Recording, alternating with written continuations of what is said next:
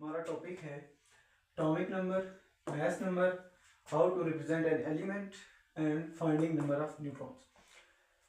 Topic start करने से पहले आपको दो तीन चीज़ों के बारे में पता होना चाहिए कि एक एटम में बेसिकली तीन चीज़ें होती हैं। मैंने स्ट्रक्चर बनाया हुआ है, प्रोटॉन, न्यूट्रॉन, ये दोनों न्यूक्लियस में मौजूद है। और तीसरे नंबर पर चीज़ होती है उसको बोलते हैं इलेक्ट्रॉन।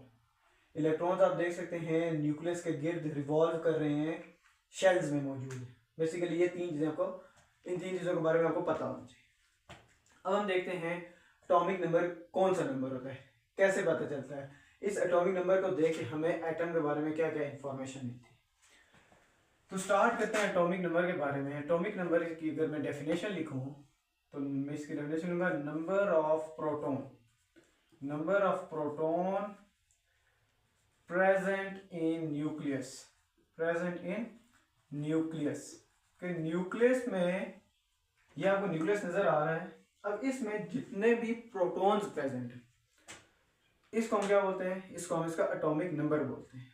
अच्छा, एटॉमिक नंबर को ना अगर रिप्रेजेंट करें तो आप Z से इसको रिप्रेजेंट करेंगे। अब किसी भी, कोई भी हमें एटम दिया हुआ हो और उसका अगर हमें एटॉमिक नंबर दिया हो तो हमें उससे फौरन उसका नंबर ऑफ प्रोटॉन पता चल जाती है। सेकंड नंबर पे हम आते हैं मैस नंबर की तरफ, क्योंकि एटम का मैस नंबर में किस चीज के बारे में बताते हैं, क्या क्या इंफॉर्मेशन मिलती है। तो पहले हम इसकी डेफिनेशन देख लेते हैं। Mass number is basically is the sum of proton and neutron,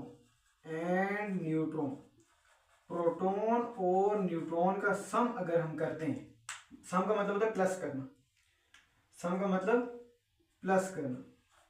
अगर हमारे पास एक एटम है और उसमें हमें प्रोटॉन भी दिए हुए हैं, उसमें हमें इलेक्ट्रॉन भी दिए हुए हैं, तो दोनों को, प्रोटॉन भी दिए हुए हैं और न्यूट्रॉन भी दिए हुए हैं, तो दोनों को अगर हम सम करते हैं तो हमारे पास मैस नंबर आ जाएगा। मैस नंबर को हम ए से रिप्रेजेंट करते हैं, ये बात भी आपने याद रखनी है। एक एलिमेंट लेते हैं, उसको देखकर इन बातों को रिवाइज कर लेते हैं। जैसे मेरे पास ये है कार्बन, कार्बन में याद रखिएगा प्रोटॉन कितने होते हैं, प्रोटॉन होते हैं 6 और न्यूट्रॉन होते हैं 6। अब ये मैं क्वेश्चन दे, एक एटम दिया गया, उसमें प्रोटॉन भी 6 हैं, न्यूट्रॉन भी 6 हैं।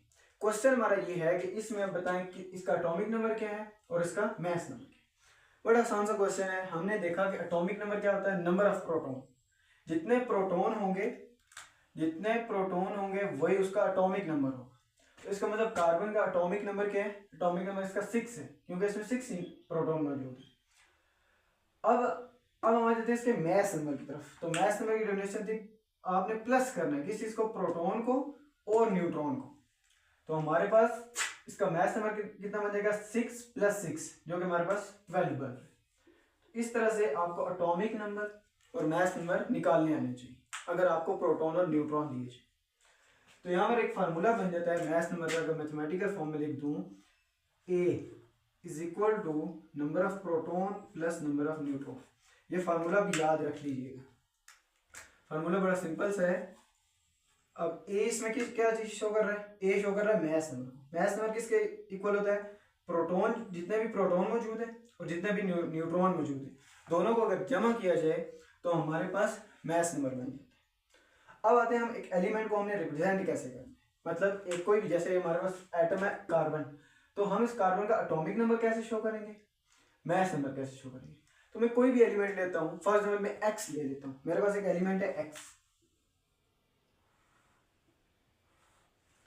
ठीक है। अब इसका जो एटॉमिक नंबर होगा ना, वो मैंने इधर नीचे शो करना है। मैं लिखता हूँ, आपको समझ लगेगी। ये इसका एटॉमिक नंबर आ गया, और इसका जो मैस नंबर है उसको मैंने ए से लिखना है और मैंने उसको टॉप पे लिखना है।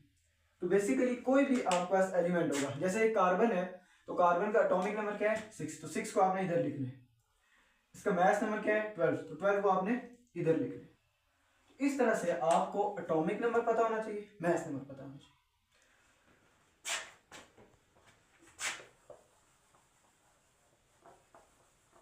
अच्छा, आपको अगर नंबर ऑफ प्रोटॉन दिए जाए और नंबर ऑफ न्यूट्रॉन दिए जाए तो आप एटॉमिक नंबर और मैस नंबर निकाल सकते हैं। अब इसके ऑपोजिट चलते हैं कि अगर एटॉमिक नंबर दिया जाए और मास नंबर दिया जाए तो और हमें कहा जाए कि आप बताएं प्रोटॉन कितने हैं और न्यूट्रॉन कितने हैं, तो फिर वो हमने कैसे बताना है। ठीक है, जनरली जो क्वेश्चन पूछा जाता है वो न्यूट्रॉन के बारे में पूछा जाता है। एटॉमिक नंबर दिया जाता है, मास नंबर दिया जाता है और कहा जाता है आपने नंबर ऑफ न्यूट्रॉन निकाल के देना है। तो अब एलिमेंट एक ले लेते हैं, फॉर एग्जांपल मेरे पास एक एलिमेंट ले लेता हूं मैं, बोरोन। ठीक, इस बोरोन का एटॉमिक नंबर जो आपको देगा वो होगा 5 और जो मास नंबर देगा वो होगा 11। एटॉमिक नंबर भी दे दिया, मास नंबर भी दे दिया। अब आपसे क्वेश्चन है कि आपने नंबर ऑफ न्यूट्रॉन फाइंड करना है। नंबर ऑफ न्यूट्रॉन फाइंड करना है और इसी के साथ नंबर ऑफ प्रोटॉन भी फाइंड कर लेते हैं और इलेक्ट्रॉन भी फाइंड कर लेते हैं। जनरली जो क्वेश्चन पूछा जाता है वो न्यूट्रॉन का पूछा जाता है। इस तरह एक एलिमेंट लेके पूछा जाता है कि इसमें बताए न्यूट्रॉन कितने, हम तीनों देख लेते हैं। अच्छा, अगर मैं स्टार्ट करूं तो मुझे पता चल गया कि यहाँ पे इसका एटॉमिक नंबर कितना है, 5 है। एटॉमिक नंबर की डेफिनेशन क्या थी, नंबर ऑफ प्रोटॉन। तो मुझे पता चल गया इसमें कितने प्रोटॉन है, इसमें 5 प्रोटॉन है। तो मैं लिख देता हूँ इसमें जो प्रोटॉन है मेरे पास वो कितने हैं, वो बेसिकली मेरे पास 5 प्रोटॉन मेरे पास मौजूद है। अब आ जाता हूँ न्यूट्रॉन की तरफ और उसके बाद हम देखेंगे इलेक्ट्रॉन कैसे फाइंड करने। नंबर ऑफ न्यूट्रॉन, अगर मास नंबर, ये फार्मूला मैं यूज करूंगा, atomic mass is equal to proton plus neutron. इस फार्मूले को मैं वहां पे यूज करूँ। अब आ जाता हूँ न्यूट्रॉन की तरफ और उसके बाद हम देखेंगे इलेक्ट्रॉन कैसे फाइंड करने। नंबर ऑफ न्यूट्रॉन, अगर मास नंबर, ये फार्मूला मैं यूज करूंगा, atomic mass is equal to proton plus neutron. इस फार्मूले को मैं वहां पे यूज करता हूं। मेरे पास फार्मूला है, ये देखिए, ये आ गया mass number is equal to, ये आ गया प्रोटॉन नंबर, इसको पी प्रोटॉन नंबर भी लिख सकता हूं और जी से अगर लिखूंगा जिसका मतलब क्या बन जाएगा, एटॉमिक नंबर, तो मैं इसे जी से ही लिख देता हूं ताकि आप कंफ्यूज ना हो जाए, प्लस न्यूट्रॉन। ये हमारे पास फार्मूला था। अब हम देखते हैं हमें क्या क्या दिया हुआ है।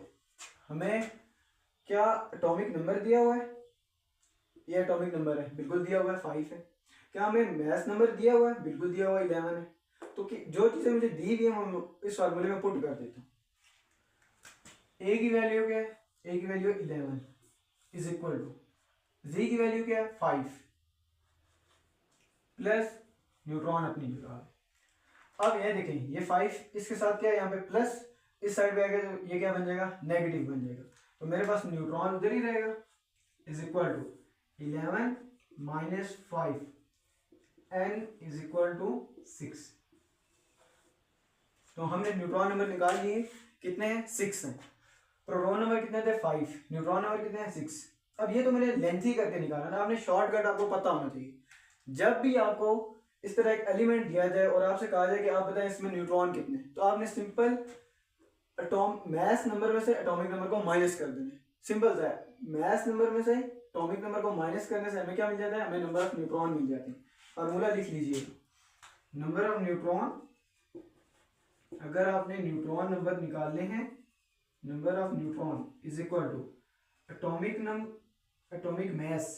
अच्छा, ये बार बार मैं एटॉमिक मास एक वर्ड यूज कर रहा हूँ, याद रखें मास नंबर का एक और नाम एटॉमिक मास भी होता है। मास नंबर को एटॉमिक मास भी कहते हैं और मास नंबर भी कहते हैं। तो नंबर ऑफ न्यूट्रॉन किसके इक्वल होते हैं, number of neutron basically equal होते हैं एटॉमिक मास, जो कि मास नंबर भी हो सकता है, माइनस एटॉमिक नंबर के। तो इस तरह आपको नंबर ऑफ न्यूट्रॉन निकालने आ जाएंगे। तो हमने प्रोटॉन भी फाइंड कर लिए, हमने न्यूट्रॉन भी फाइंड कर लिए। अब बारी आ जाती है इलेक्ट्रॉन की। अब आपने ये बात याद रखनी है, ये लाइन अपने पास लिख लें। मैं यहाँ पे लिख देता हूँ नंबर ऑफ इलेक्ट्रॉन के लिए, इन एटम में number of proton always equal to number of electron. कि एक एटम जो होता है ना, उसमें जितने प्रोटॉन होंगे, हमेशा इसमें कोई एक्सेप्शन नहीं है, उतने ही इलेक्ट्रॉन होंगे। इस बात को जरा समझिए। इधर हमारे पास प्रोटॉन कितने हैं, 5, न्यूट्रॉन कितने हैं 6। तो प्रोटॉन और न्यूट्रॉन इन दोनों में फर्क हो सकता है, प्रोटॉन और न्यूट्रॉन में फर्क हो सकते हैं, लेकिन प्रोटॉन और इलेक्ट्रॉन में कभी भी फर्क नहीं हो सकता। जितने प्रोटॉन उतने ही इलेक्ट्रॉन। यहाँ पर प्रोटॉन कितने हैं 5, तो यहाँ पर याद रखें इलेक्ट्रॉन भी कितने होंगे, वो भी 5 ही होंगे। अच्छा, अब यहाँ से एक बड़ा इंपॉर्टेंट क्वेश्चन आता होता है, यहाँ पे लिख देता हूं मैं।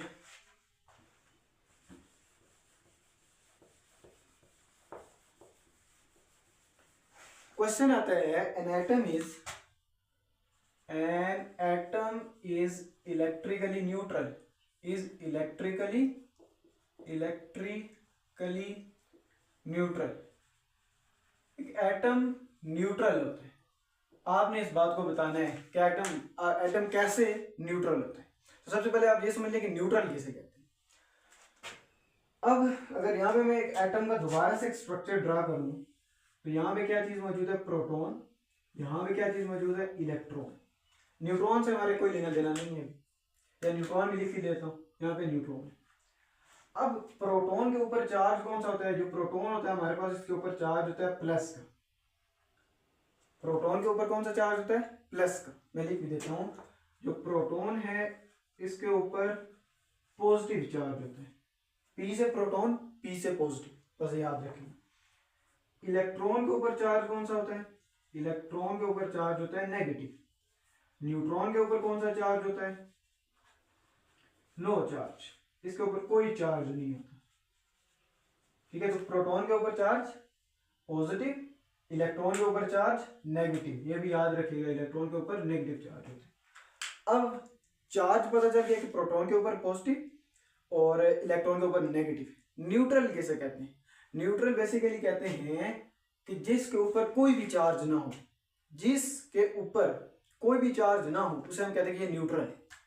अब एटम कैसे न्यूट्रल हो सकता है, इसमें तो प्रोटॉन भी हैं और इलेक्ट्रॉन भी हैं, इसमें तो चार्जेस मौजूद है ना, इसमें चार्जेस जीरो नहीं है, लेकिन फिर भी कह रहे हैं कि एटम एक इलेक्ट्रिकली न्यूट्रल है। बड़ा इंपॉर्टेंट क्वेश्चन है ये, एटम को न्यूट्रल कहा जाता है, क्यों? इसकी रीजन ये है, इसकी रीजन मैंने आपको बताया, इसका आंसर अगर मैं यहाँ पे लिख दूं, आपको पता है, आपने इसका आंसर लिखना है, एटम कंसिस्ट